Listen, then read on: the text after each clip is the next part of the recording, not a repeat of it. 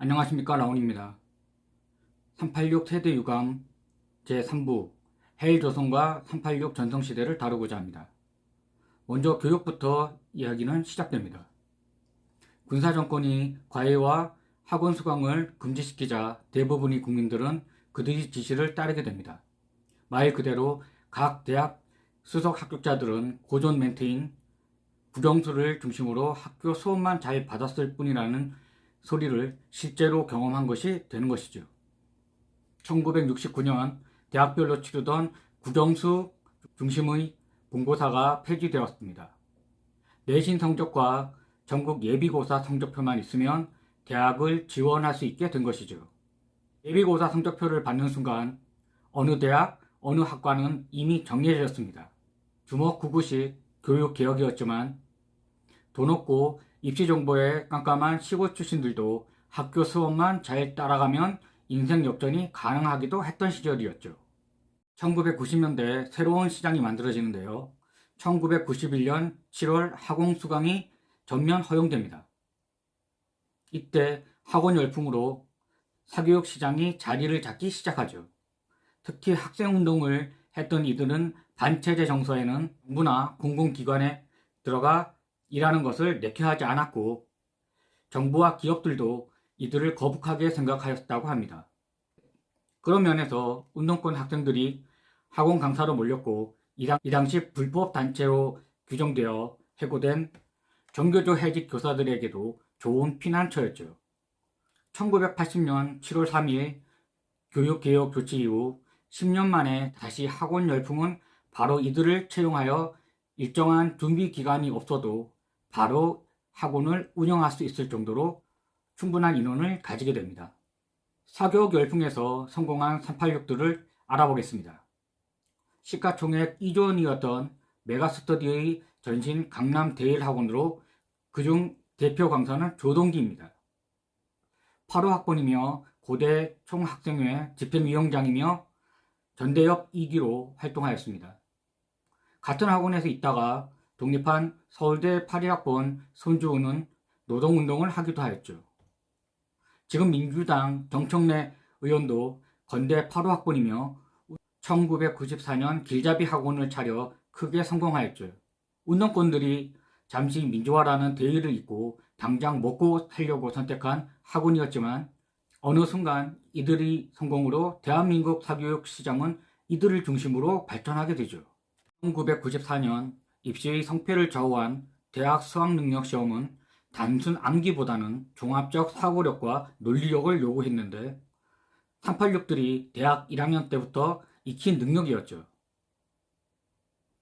민주화 운동을 위하여 각종 사상을 공부하며 종합적 사고를 하게 되었고 비판적 논리로 상대의 허점을 파고드는 것에는 선수였던 것이죠.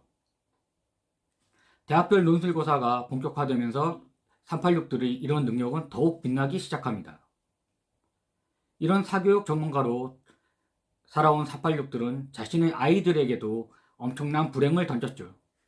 계단 위에서 죽기를 각오하고 동료를 밀어내야만 명문대학에 가고 졸업 후 어디 가서 명함이라도 들이밀 수 있는 대한민국. 지금의 현실이 된 것입니다. 386들이 사교육으로 돈을 벌기는 하였으나 학부모가 된 그들의 교육열은 자식들을 불행으로 몰고 가는 현실이 되었고 그들이 성공시킨 사교육은 자신의 자식들에게 알게 모르게 변화시킨 대한민국 입시 병폐에 대한 난 모르는 일이다. 남들도 하는데 왜? 라고 자신있게 떠들 수 있는 386은 얼마 되지 않을 것입니다. 대한민국에서 부동산이 아니면 부의 축적의 시작이 힘들다는 얘기는 이제는 누구나 아는 명언 아닌 명언이죠. 정권이 바뀔 때마다 신임 내각의 인선에서 반복되는 고위 공직자들의 재산 형성 과정에 대한 논란에서 확실한 진리는 부를 축적하기 위해 아파트는 꼭 한 채라도 반드시 보유하여야 된다는 것이죠. 한국인 대부분이 개인 자산의 4분의 3 이상을 아파트에 몰빵하는 이유가 여기에 있습니다. 86 세대 이전에도 부동산 불패 신화는 존재하였지만 그 기회는 모두에게 주어지지 않았고 개발 정보가 권력과 그 주변 위주로 돌았기 때문에 이것이 세대 내 경제적 불평등을 심화시키는 주요한 요인이 되었죠. 386 세대가 이용한 V 추월 차선은 1989년 4월 27일 제1기 신도시 개발 계획에서 출발합니다. 1986년 아파트 가격은 8.2% 상승, 1987년에는 19% 상승, 1989년에는 31.9%가 오르는 엄청난 상승률을 보여줍니다. 산업화 과정에서 도시로 사람들이 직장을 찾아 모여들면서 서울과 주변 도시의 주택 부족 원인이 해결되지 않은 것이 발단이 되었죠. 고육직책으로 제시된 것이 분당과 일산 등 일기 신도시 건설이었습니다. 즉 서울에서 직선거리로 20에서 25km 이내의 지역에 10만 세대의 아파트를 건설한다는 것이었죠. 이 전쟁에 386들도 참전하는데 그들에게는 청약제도와 주택금융규제 완화 정책이라는 새로운 무기가 양손에 쥐어져 있었습니다. 집을 사고자 하는 이들에게 매달 일정 액수의 청약저축을 강제하죠. 정부와 주택은행은 그 돈으로 주택기금을 만들고 일부는 토지공사로 유입되어 개발의 기초공사를 하는 데 씁니다. 나머지 기금은 주택공사와 건설사가 저금리로 빌려 아파트 짓는 자금으로 사용하죠. 아파트 입주는 오래 있어야 가능하지만 분양가가 주변 시세보다 저렴하면 무조건 남는 장사입니다. 두 번째, 386들에게 주어진 선물은 금융규제 완화였죠. 아파트는 종잣돈이 있어야 살 수 있으므로 돈이 없는 이들은 빚을 내야만 하였죠. 이를 가능하게 한 부동산 담보대출 규제 완화는 1990년도에 이루어집니다. 1995년 주택은행법이 개정되어 최장 30년, 최대 1억 한도의 대출 상품이 나옵니다. 동시에 1990년대 초 연 20%가 넘던 금리가 10%대로 내려옵니다. 사람들은 은행에서 곧바로 돈을 빌려 아파트를 사기 시작하죠. 386들이 분양받은 분당, 일산, 평촌은 일기 신도시 경우 평당 분양가가 180에서 200만 원 정도였지만 현재는 2천만 원을 넘는 경우가 대부분입니다. 하지만 그 당시부터 지금까지의 직장 임금은 고작 2배밖에 오르지 않았죠. 현실적으로 지금 2030들은 돈 많은 부모나 배우자를 만나지 않는 이상 자신이 노동의 임금으로는 수도권에서 제일 싼 집 한 채도 못 사는 세대가 된 것입니다. 조사에 따르면 2014년부터 18년 사이 결혼한 청년 세대 부부의 50.2%가 결혼할 당시 대출로 집을 구했다고 합니다. 60년대생 이전 세대 즉 1998년 이전 결혼한 세대는 1억 원 이상, 대출률이 1%도 안 되지만 그 세대의 자식들, 즉 2014년 이후 결혼한 세대는 대출률이 37.7%나 됩니다. 자식 세대가 은행에서 빌린 대출금은 386들인 그들이 부모 세대의 전셋값, 다시 말해 은행에서 대출받아 그 돈을 부세대에게 그대로 헌납하는 상황이 되어버리죠. 25세 청년 김용균 2018년 12월 입사하여 3개월 만에 목숨을 잃었습니다. 2인 1조라는 지침이 있었지만 하청업체 비정규직인 그에게는 해당 사항이 없는 이야기였죠.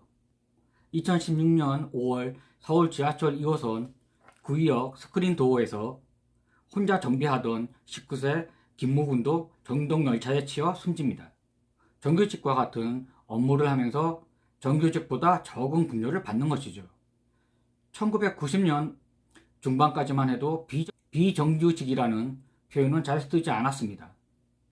IMF 외환위기 이후로 여러 곳의 일자리가 불안정해지자 그때서야 비정규직에 대한 조사가 국가에 의하여 이루어졌고 2001년에야 실태조사가 발표되기 시작합니다. 현대차의 탐욕보다 움직이지 않는 양심에 참을 수 없는 부끄러움을 느낍니다. 2013년 7월 21일 울산 현대자동차 주차장에 모인 신승철 민주노동위원장이 한 이야기입니다. 현대차 비정규직 노동자 회병승, 천의봉 두 사람이 사내 하청의 정규직화를 주장하며 45m 송전탑에 올라 278일째가 되던 날이었습니다. 또 문재인 대통령이 공공부문 비정규직 제로를 선언했던 인천국제공항공사 비정규직의 정규직 전환을 두고도 노노 갈등이 생겼습니다. 기존 정규직의 노조가 비정규직의 조건 없는 정규직 전환을 불편해하였기 때문입니다. 정규직이 한 발 먼저 더 단단한 밥그릇을 껴안은 자라면 한 발 늦게 출발한 비정규 노동자들이 손을 뿌리친 것이죠. 정규직 중심의 노동조합을 주도한 것은 현재의 중장년 세대 386들입니다. 2004년 이후 조직화된 노동조합을 세대별로 나누면 2015년 기준 임금 노동자 중 조합원 비중이 가장 높은 연령대가 40에서 49세이라고 합니다. 30세 미만의 경우 임금 노동자 비중이 19.8%, 그중 노조원의 수는 12.1%밖에 되지 않습니다. 60부터 64세의 경우도 임금 노동자 비중의 4.9%에 불과하며 노조원 비중은 1.7%밖에 안 됩니다. 노년층이나 사회초년생에 비해 386 세대가 노조를 더 강하게 차지하고 있는 것이죠. 다시 말해 지금의 현존하는 모든 사회 분야의 노동조합 핵심은 386들이라고 하여도 이상한 말이 아니라는 뜻이죠. 자녀 서울대 치전원 부정 입학의 부모, 50대 서울대 교수가 자신의 고등학교 아들을 자신이 쓴 논문에 공동 저자로 넣어 서울대 수의학과 편입학 시켰다는 의혹. 이런 부모들은 꼰대라는 소리를 듣는 60년대 출생이며 지금 50대인 이들입니다. 꼰대는 갑질, 해일조선과 이어집니다. 이들은 모두 불공정성을 문제 삼습니다. 법대로 하는 것이 정도이나 현실적으로 대한민국에서 바쁘고 급하면 언제든 각기를 이용해도 소위 사회 지도층이라는 것들이 존재하기 때문이죠.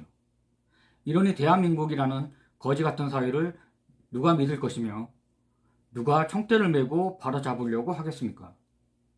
국회의원 출마해도 솔직히 얘기해서 자기 선거구에나 관심을 갖지 옆 동네에서는 어떤 일이 벌어지는지 아예 관심 없는 것이 현실입니다. 스스로가 저항의 대상이 되는 게 낯선 꼰대들은 이들이 법대로 해봐 정신에 찔리면 요즘 것들은 뭐뭐뭐 하더라 식의 푸념으로 자위합니다. 기회는 평등하고 과정은 공정할 것이며 결과는 정의로운 사회라는 말은 그럴듯합니다. 이 문구는 문재인 대통령이 취임사에서 했던 말입니다. 현 정부에 묻고 싶습니다. 대한민국 최초로 노무현 집권 때 어린 운동권들을 정치에 처음고자 부실하지만 잘 써먹고 현 정권에 거의 그대로 데려다 쓰며 요직에 배치한 것을 보면 그때야 어리고 아는 것이 없어 어리버리해서 일을 잘 못하였다고는 하지만 지금 이 정부에서는 잘해야 하는 것 아닙니까? 위대한 촛불의 힘으로 일군 정권. 하지만 현 정권이 이명박, 박근혜 때랑 비슷하거나 더 개판이라는 여론은 왜 생긴 걸까요? 첫째, 현 정부는 참모들의 의견보다는 대통령의 어설픈 결정을 너무 믿었다는 것입니다. 둘째, 오직 민주화를 몸으로 이루어낸 386 세대는 자신들이 타도한 권력을 30년 가까이 독점하다 보니 이제는 매너리즘에 빠진 것이죠. 한 가지만 바라봅니다. 내년 대선 때 여당과 야당 중에서 어떤 정부가 들어설지는 모르겠지만 현 정부에 대한 철저한 평가와 역사적 의미를 정의하여 주었으면 좋겠습니다.